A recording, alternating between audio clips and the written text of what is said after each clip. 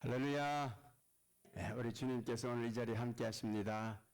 우리 하나님 말씀 요한복음 12장입니다. 요한복음 12장 12절에서 19절까지입니다. 한 절씩 읽겠습니다. 그 이튿날에는 명절에 온 큰 무리가 예수께서 예루살렘으로 오신다는 것을 듣고 종려나무를 가지고 맞으러 나가 외치되 호산나 찬송하리로다.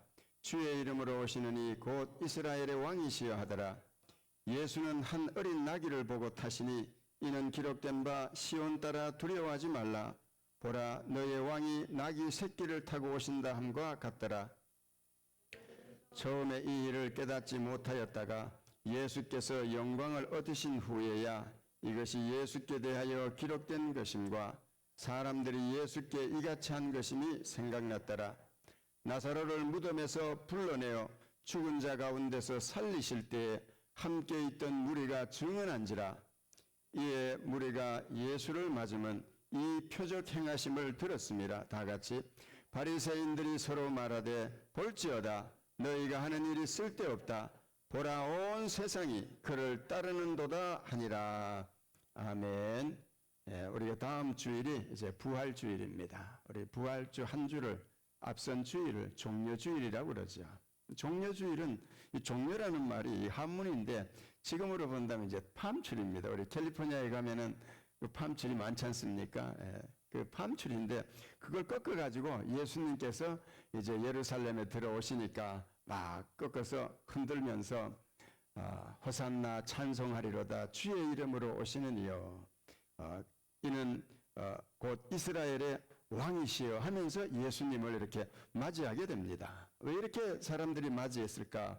오늘 요한복음에 보면 바로 며칠 전에 예수님께서 죽은 나사로를 다시 살리셨지 않습니까? 그러니까 그 소문이 쫙 나니까 예수님께서 이제 명절에 들어오시니까 막 흔들면서 이분이 메시아다. 죽은 자를 살리는 분이라면은 메시아다. 그리고 그 이전에도 예수님은 많은 이적을 행했기 때문에 그래서 뭐 의심하지 않고 막 그 종려나무 가지를 흔들면서 왕이시여 어서 오시옵소서라고 환영하는 거예요. 근데 사실 이것은 구약 성경 118편의 노래를 이제 불렀는데 그 노래가 구약 성경 시편 118편에 그대로 그걸 인용한 겁니다. 제가 읽어 드릴게요. 여호와여 구하옵나니 이제 구원하소서. 여호와여 우리가 구하옵나니 이제 형통하게 하소서. 여호와의 이름으로 오시는 자가 복이 있으며 우리가 여호와의 집에서 너희를 축복하였도다. 여기 보면 호산나라는 말이 우리도 이 노래 있지 않습니까? 호산나 호산나. 여러분 우리 이게 부르면서도 이게 무슨 뜻인가 싶으셨을 거예요. 히브리 말인데 우리를 꼭 건져 주십시오. 히브리 말로 우리를 구원해 주십시오. 뭐 이런 뜻이에요. 그런데 이 구절의 바로 앞에 보면은 시편 118편 이 찬송 바로 앞에 보면은 이런 말이 나옵니다. 건축자가 버린 돌이 모퉁이의 머릿돌이 되었다. 예수님께서 십자가에 달려 돌아가실 것을 예언하고 있지요. 그분은 분명히 정말 왕이신데 건축자들이 버렸다는 거예요. 지도자들이 버린 겁니다. 그런데 하나님께서 그를 부활시키셔서 하나님 나라의 그 머릿돌 가장 중요한 기초 돌로 삼았다라고 하는 예언이 바로 두 구절 앞에 나와 있고 이어서 나오는 것이 우리가 이분을 왕으로 정말 건져 주십시오. 이렇게 이제 찬양하고 있는 거지요. 제가 어저께 우리 집사님 몇 분들하고 이렇게 식사를 하는데 그분이 그래 안식교는 부활절을 어떻게 지키느냐고 그런 말씀이 나왔어요. 여러분 안식교는 어떻게 부활절을 지킬까요? 제가 찾아봤어요. 저도 갑자기 드는 생각 찾아보니까 재밌는 게요. 안식교회에서는 부활은 믿는데 부활절기는 없다고 그러는 것 같아요. 왜 그러느냐? 부활절은 예수님께서 안식일 날에 무덤 속에 계셨잖아요. 그리고 안식 후 첫날에 지금으로 본다면 주일이죠. 주일 부활하셨죠. 근데 그분들은 십계명을 쫓아서 안식일을 지키기 때문에 주일 지켜야 안 지켜요? 안 지키죠. 그러니까 그분들은 부활절이라는 것은 공식적으로 지키지 않는다. 다만 부활에 대해서는 믿는다. 이렇게 이제 나오더라고요. 그러나 우리가 왜 주일을 우리가 하나님 앞에 모이는가? 우리 신약교회는 율법에 속한 교회는 안식일을 지키지만은 우리는 안식일보다 더 큰 예수님께서 주일날 부활하셨기 때문에 그래서 어떻게 보면 이날은 날 중에 가장 큰 날로 생각해서 우리가 주일에 예배를 드리는 거지요. 할렐루야. 그래서 우리는 우리 신약 우리 교회는 사실 어떻게 보면은 예수님이 부활이 없다면은 교회는 존재할 수가 없는 겁니다. 그래서 우리가 부활절이 되면은 기념도 특별한 감사 예배도 드리고 또 우리 다음 주에 물론 우리가 하겠지만 성천식도 하는 이유가 거기에 있는 거죠. 그러면 오늘 이 사람들이 이제 팜추리, 종료주일에 팜추리를 이렇게 막 흔들지 않습니까? 그런 생각을 해볼 수 있죠. 아니, 유대 땅에 포도나무도 있고, 무화과나무도 있고, 그리고 감람나무도 있는데, 뭐 때문에 이 팜추리를 흔들었을까? 이것은 그들의 역사와 관계가 돼 있어요. 예수님 오시기 바로 한 150년, 정확히 말하면 142년 전에 그러니까 138년이죠. 어떤 일이 있었는가 하면은 유대는 헬라 제국의 식민 지배를 받았어요. 마치 우리가 일본의 식민 지배를 받을 때 얼마나 정말 독립운동을 많이 했습니까? 그때에 이 헬라 사람들이 너무 악독하게 유대인들을 괴롭혔어요. 안식일을 지키면 죽여버렸고 할례를 받아도 애를 죽이고요.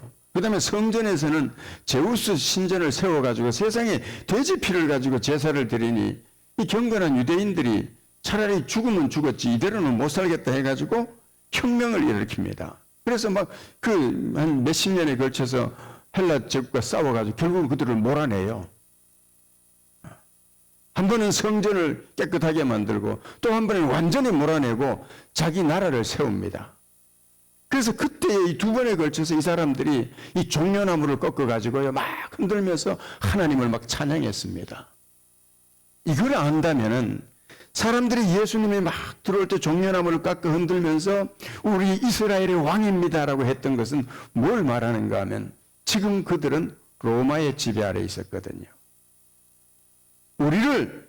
당신은 우리를 이 로마로부터 해방시켜 주시고 당신은 우리를 이 로마로부터 독립된 나라로 세워주시고 당신이 이 나라의 임금입니다. 이걸 원했던 거예요.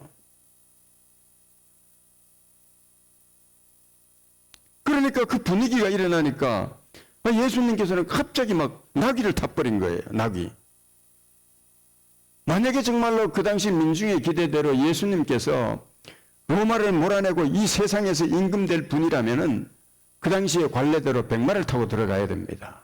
그러니까 알렉산더가 그랬고 로마의 그 나라에 지배한 사람들은 전부 말을 타고 그 성으로 들어갔거든요. 그런데 갑자기 예수님께서 나귀를 갈아타니까 이 나귀는 그 당시로 본다면은 연로하신 분들이나 어린아이나 잉태한 여인들이 타는 거였습니다.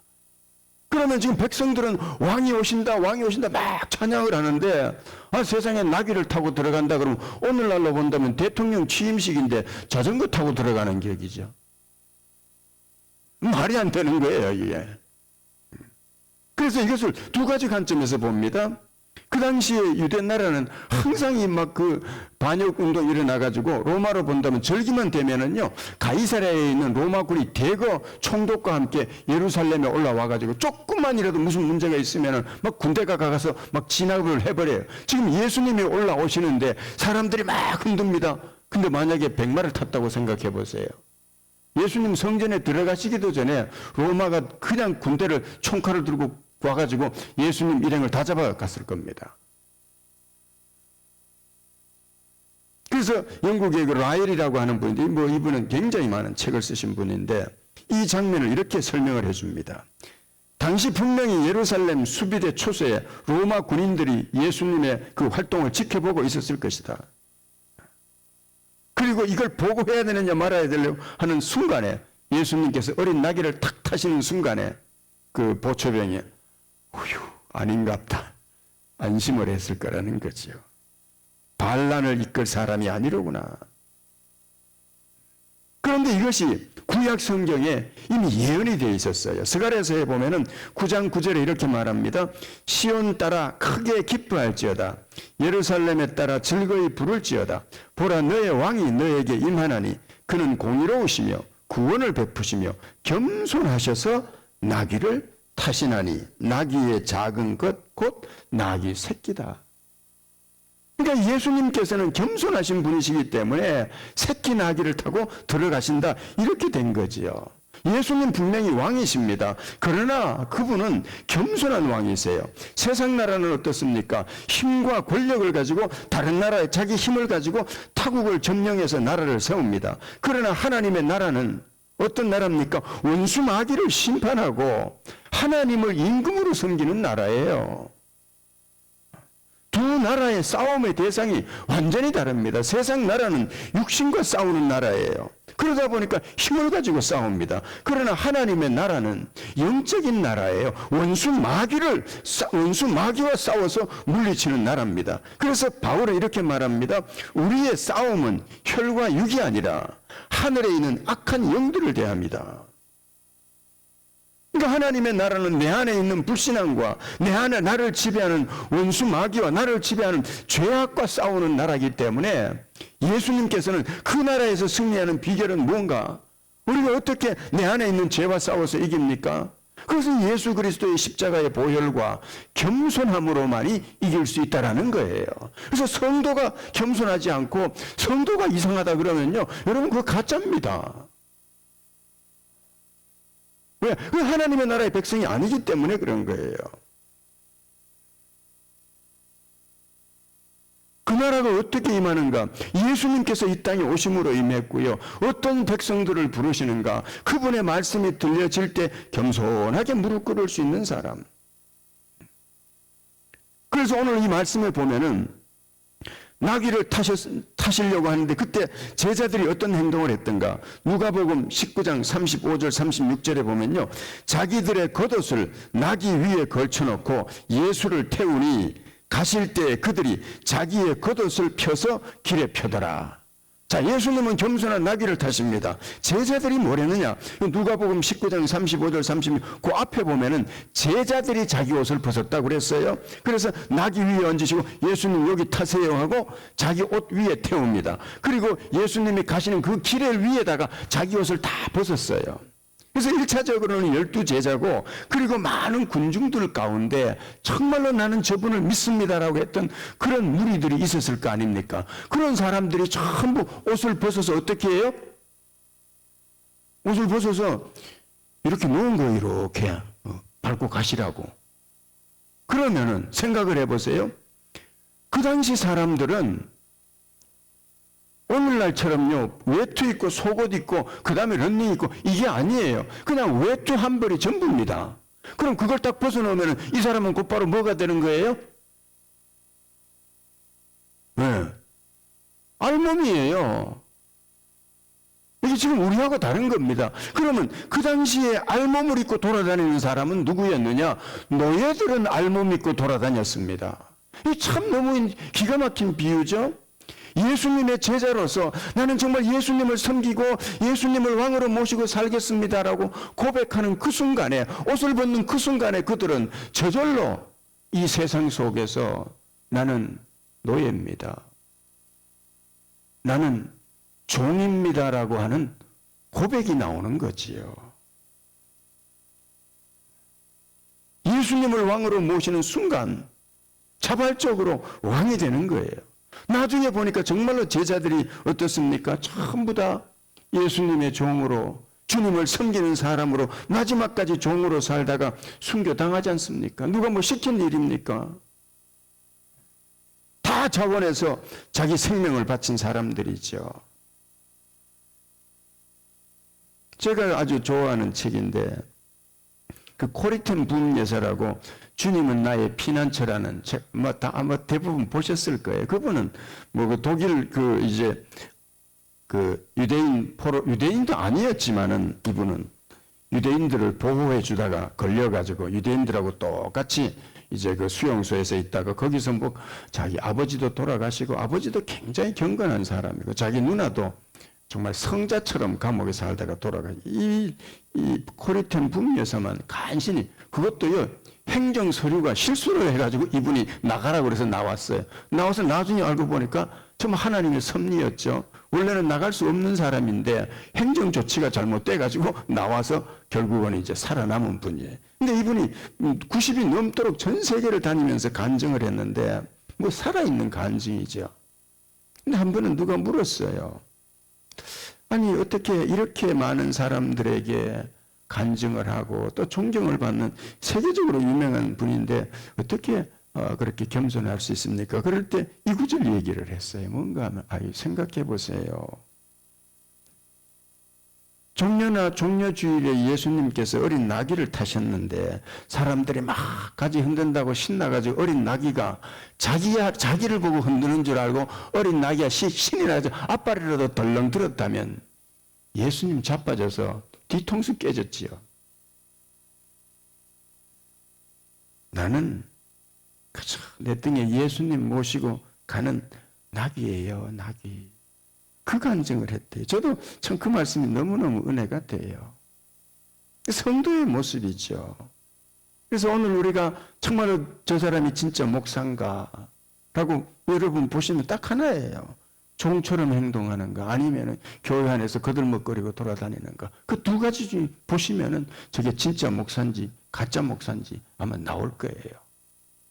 저는 애는 씁니다만 혹시 저를 보시고 저거 앞만 봐도 가짜인데 하시면 용서하시기 바랍니다. 애는 쓰고 삽니다.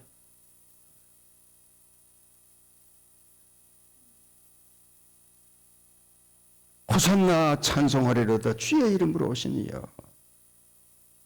토니 브렐린이라고 목사님 책에 이런 걸 봤어요. 조라고 하는 사람인데 이 사람은 알코올 중독자였어요. 근데 예수님 믿고 너무너무 좋아가지고 그냥 교회에서 남들 안 하는 정말 가장 굳은 일만 골라서 하는 거예요. 그러니까 누가 물었어요. 왜 하필 봉사를 해도 그런 것만 하십니까? 그러니까 조가 그래요. 아이고 말 마세요. 예수님께서 시궁창에 살던 나를 건졌는데 내가 뭔들 뭐하겠습니까? 참 이게 구원받은 자의 삶 아니겠습니까? 예수님을 알기 때문에 이런 고백할 수 있는 것이고 예수님을 정말로 알아버렸기 때문에 이렇게 살 수 있는 거지요. 오늘 어린 나귀가 타고 들어오실 때 우통을 벗는 순간에 저와 여러분들은 예수님의 종이 되었고 그리고 형제 자매들을 섬기는 노예가 되었다는 우리의 이 정말 거룩한 신분 기억하시고 이 종려주의를 맞는 우리들이 될 수 있기를 축복합니다. 자 그러면은요 사람들이 이렇게 막 박수치고 왕이 오신다 그랬을 때 예수님의 마음은 어땠을까? 예수님은 어땠을까? 누가복음의 이 같은 본문입니다. 19장 41절에 보면 가까이 오사 성을 보시고 우셨대요. 왜 우시는가? 마태복음 23장에도 이 종려주일에 대한 기록이 나옵니다. 예수님이 그렇게 거기에는 보면은 예루살렘아 예루살렘아 선지자들을 죽이고 너에게 파송된 자들을 돌로 치는 자여 암탉이 그 새끼를 날개 아래 모음같이 내가 내 자녀를 모으려고 한 일이 몇 번이냐 너희들이 원하지 않는구나. 무슨 말입니까? 예수님은 어미닭처럼 병아리를 품어서 그 성 사람들을 지켜주고 싶고 자기 백성들을 보호해주고 싶은데 문제는 백성들이 그 날개 안에 안 들어오더라라는 거죠. 안 믿더라는 거예요. 그래서 누가복음에 보면은요, 그 이어서 이런 말씀이 나옵니다. 날이 이를지라 너의 원수들이 토둔을 쌓고 너를 둘러 사면으로 가두고 또 너와 및 그 가운데 너의 자식들을 땅에 메어치며 돌 하나도 돌 위에 남기지 아니하리니 이는 네가 보살핌을 받는 날을 알지 못함이라. 이게 다 종려주일에 대한 말씀이거든요. 누가복음은 이렇게 말합니다. 네가 보살핌을 받는 날을 알지 못했다. 보살핌, 이 보살핌이라는 단어가 스가랴서에는 하나님의 방문을 말합니다. 그러니까 예수 그리스도께서 이 땅에 오셔서 특별히 십자가에 달려 죽기 위해서 예루살렘에 들어가는 그 사건을 하나님께서 방문하신 사건이라고 그렇게 보는 거죠. 돌보심을 받는 날이라고 그랬는데 헬라어 성경을 보면은 이게 카이로스예요. 킬레였다라는 거죠. 예수님 안에서 예수님으로 인해서 그분의 은혜로 보호를 받고 그분의 은혜로 평화롭게 살 수 있는데 그 기회를 너희들이 놓쳐버리고 있구나, 날려버리고 있구나, 처절하게 망하게 될 거다. 저는 이 말씀 보면서 그런 생각이 들었어요. 그래서 제 자신을 돌아보면서 우리 인생 살다 보면은 정말 고비고비 넘어갈 때가 참 많죠. 야, 큰일 날 뻔했다. 저는 분명히 믿습니다. 우리 하나님께서 고비고비마다 저와 여러분에게 살 길을 열어주시고 우리가 정말 예수님을 믿고 기도하고 순종만 한다면은 저와 여러분들은 절대로 이 기회에 하나님께서 주시는 그 기회 놓치지 않고 은혜 가운데 평화롭게 살아가게 될 줄로 믿습니다. 그런데 놓쳐버렸어요. 예수님께서 막 우십니다. 자, 이 예수님께서 왜 우셨을까? 요거는 성경에는 나와 있지 않아요. 유대 역사에는 나옵니다. 바울과 동시대의 사람인 아주 그 바울과도 같은 정말 대학자가 하나 있었는데 요세푸스라고 하는 사람이 역사서를 남겼는데 성경만큼 두꺼운 책을 남겼어요. 신구약 성경. 근데 거기에 보면은 예수님이 이 사람 예수 믿는 사람 아닙니다. 돌아가시고 40년 뒤에 로마라는 나라가 쳐들어와 가지고 이 유대 나라를 멸망을 시킵니다. 그때 전쟁의 모습을 굉장히 소상하게 기록을 해놨는데요. 주 70년입니다. 티투스 장군이 이제 예루살렘 성전을 딱 포위를 합니다. 여기 유대 전쟁사 제4권에 나와 있는 걸 제가 이제 읽고 요약을 해드리는 거예요. 누가복음이 말합니다. 날이 이를지라 너의 원수들이 토둔을 쌓고 흙으로 높은 언덕을 너를 둘러 사면으로 가둘 거다고 그랬는데 요 요세푸스의 그 요세푸스의 유대 전쟁사를 보게 되면은 이 예루살렘에서 사람들이 항복을 안 하니까 예루살렘 사면에다가 흙 언덕을 높이 쌓아요. 요 말 그대로입니다. 포위가 돼버리니까 양식이 떨어져 버리잖아요. 먹고 살 게 없으니까 성 안에 어떤 일이 일어나느냐? 자식을 잡아서 삶아 먹는 일이 일어나요. 나중에는요, 도저히 먹고 살 수가 없으니까 밤에 많은 군인들이 도망을 칩니다. 탈출을 하는데 로마 진영에 넘어오니까 너무 굶었으니까 불쌍해가지고 먹을 걸 줬는데 굶으면 수종병처럼 몸이 뚱뚱 붓나 봐요. 먹을 걸 갑자기 주니까요. 이게 막 눈이 돌아가가지고 막 먹고는 어떻게 되냐. 배가 터져서 죽어버리는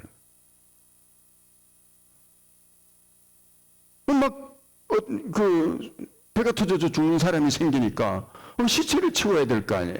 시체를 치우는데 보니까 배에서 터졌는데 배설물 가운데 누런 게 나온 거예요. 왜 그러는가 하면 사람들이 성으로 도망을 칠 때 사람이 집집마다 금쪼가리를 가지고 다 도망을 쳐. 그러니까 성 안에는 막 금이 넘쳐났던 거예요. 그러니까 그 금쪼가리를 가지고 나온 어떤 사람들은 몸에 지니고 나오고 어떤 사람들은 뺏길까봐 집을 삼키고 나왔는데 배가 터지니까 어때요? 배설물 가운데 금이 나온 거예요. 그러니까 이 로마 군인들 사이에 소문이 난 거예요.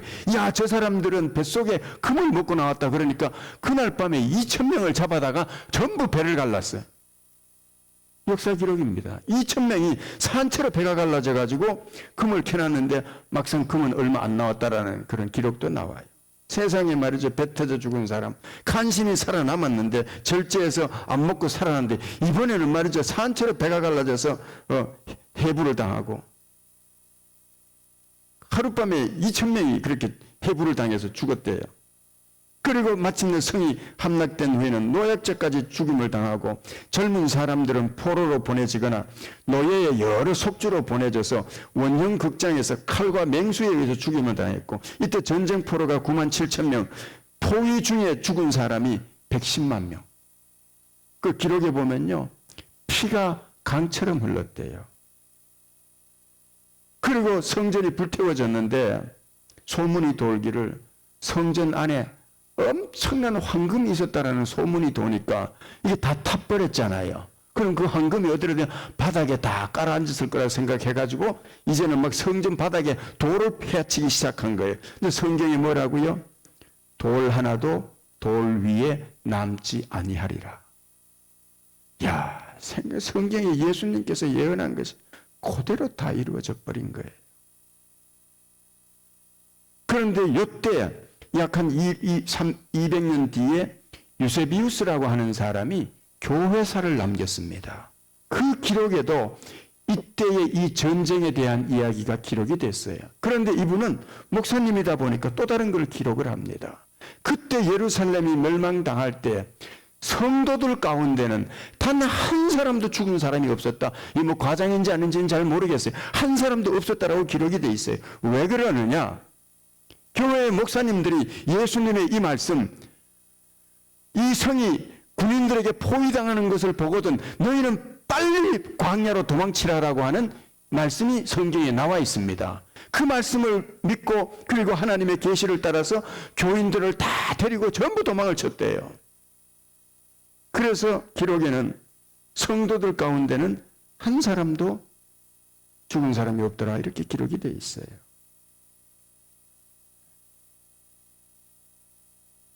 예수님께서는 이런 걸 아시고 성을 바라보시고 우셨어요. 많은 사람들 앞에서. 저는 그런 생각을 했어요. 어떻게 우셨을까? 사람들이 막 엄청나게 많아요. 지금 막 박수치고 있는데 그들을 향해서 우셨어요. 어떻게 우셨을까요? 그게 궁금했어요, 저는. 우리 같으면 뭐 슬퍼서 훌쩍훌쩍 울 줄 알았는데 이 단어를 보니까 이렇게 쓰였습니다. 헤롯의 칼날에 2살 아래 어린 사내 아이가 난도질을 당했을 때 그 엄마의 울음, 예수님을 3번 부인하고 닭울음 소리를 들었을 때 베드로의 울음, 회당장 야이로의 딸이 죽었을 때 그 가족들의 울음, 이 클라요라는 단어예요. 사람들은 막 박수치고 환영할 때 예수님은 그 성을 바라보시고 그렇게 잔인하게 죽을 걸 아시고 예수님은 대성통곡을 한 거예요. 참 놀랍죠? 그분이 하나님의 아들이라 하더라도 안 믿고 버팅기는 사람들 앞에서는 하나님의 아들도 대책이 없는 거예요.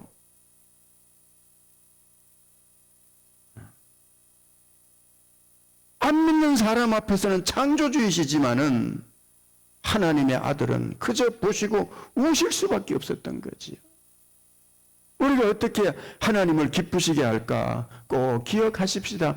예수님을 정말 삶 속에서 믿고 그분의 종되심을 그대로 실천해가는 그 삶이 하나님께는 영광이 되고 이 복음을 증가하는 그 삶이 우리 하나님께 큰 기쁨을 드릴 수 있다는 거, 그거 믿고 사시는 저와 여러분 될 수 있기를 예수님 이름으로 축복합니다. 주님께서 이 세상에 오신 것은, 인자에 온 것은 성김을 받으려 함이 아니라 도리어 섬기려 하고 자기 목숨을 많은 사람의 대속물로 주려 함이라.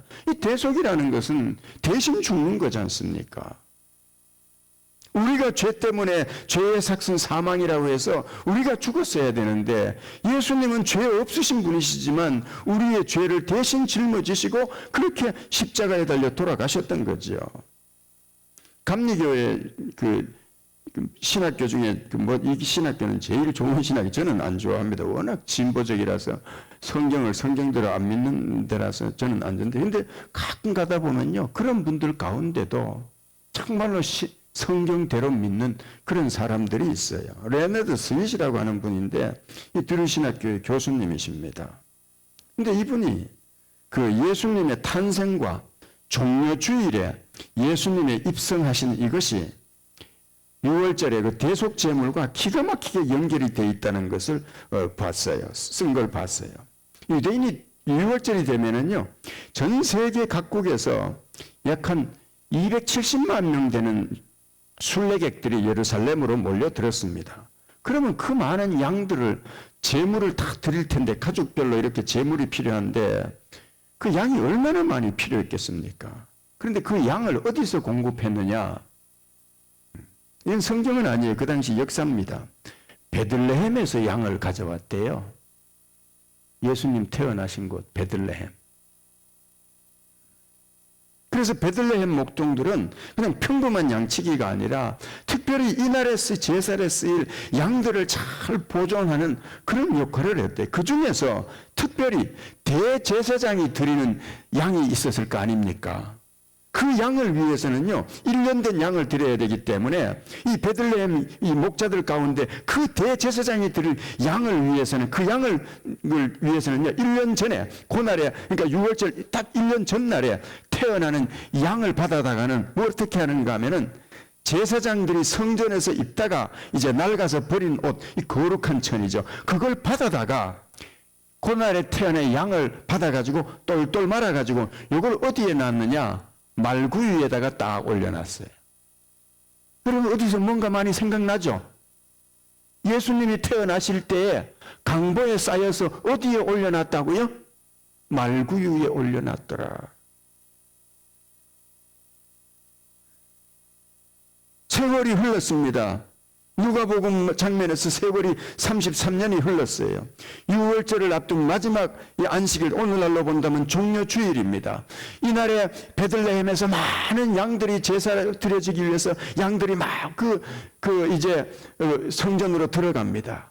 그 양들 사이에 진정한 양이 되시는, 하나님의 어린 양이 되시는 예수님께서 함께 섞이셔가지고 양들 사이에서, 베들레헴 양들 가운데서 베들레헴 말구 위에 누이셨던 그분이 그 양들과 함께 예루살렘을 향해서 올라가고 있었던 거지요. 그리고 예수님은 우리의 죄와 사망과 형벌에서 건지시기 위해서 당신의 몸을 찢으시고 십자가에 피 흘리시고 그리고 부활하셔서 오늘 저와 여러분의 진정한 왕이 되신 거지요. 세상 종교는 좋은 말들을 가르칩니다. 그러나 창조주 하나님 보시기에는 좋은 말로는 구원받을 인간이 없구나, 내가 저들의 죄를 용서하지 않고는 방법이 없겠구나라는 걸 아시고 친히 이 세상에 육신으로 오셔서 우리를 위해서 자기 목숨을 대속물로 내주신 것이지요. 오늘 종려주일입니다. 예수님께서 강보에 쌓이신 그 주님께서 십자가에 달리시기 위해서 올라가신 날이고, 오늘 저와 여러분들의 이 날을 기해서 예수님, 당신이 나를 죄에서 건지실 대속 제물이고 나는 당신을 왕으로서 섬기는 당신의 종입니다라고 고백하는 그런 종려주의를 맞는 저와 여러분 될 수 있기를 예수님 이름으로 축복합니다. 기도하겠습니다.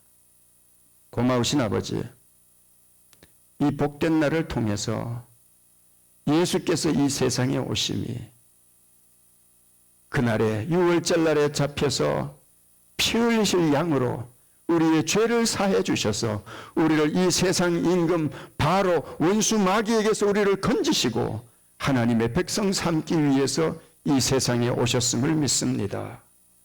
오늘 우리가 정말 예수님을 나의 왕으로, 예수님을 나의 주님으로, 예수님의 십자가의 죽음을 내 죄 때문에 대신 죽으신 죽음이라는 것을 믿고 예수님을 왕으로 모셔드립니다. 그리고 왕이신 예수님을 섬기기 위해서 예수님 앞에서 우리는 우리의 우통을 벗고 나는 당신의 종입니다. 나는 하나님을 섬기는 삶을 살겠고 나는 형제 자매들을 잘 섬기는 삶을 살겠습니다라고 다짐하는 이 종려주의를 되도록 도와주시옵소서. 감사하며 예수님 이름으로 기도하옵나이다. 아멘. 우리 다 같이 일어서셔서 우리 다 인사하십시다. 인사하시면서 우리 형제님, 자매님의 종으로 살겠습니다. 우리 서로 이렇게 축복하시면서 우리 다니시겠습니다.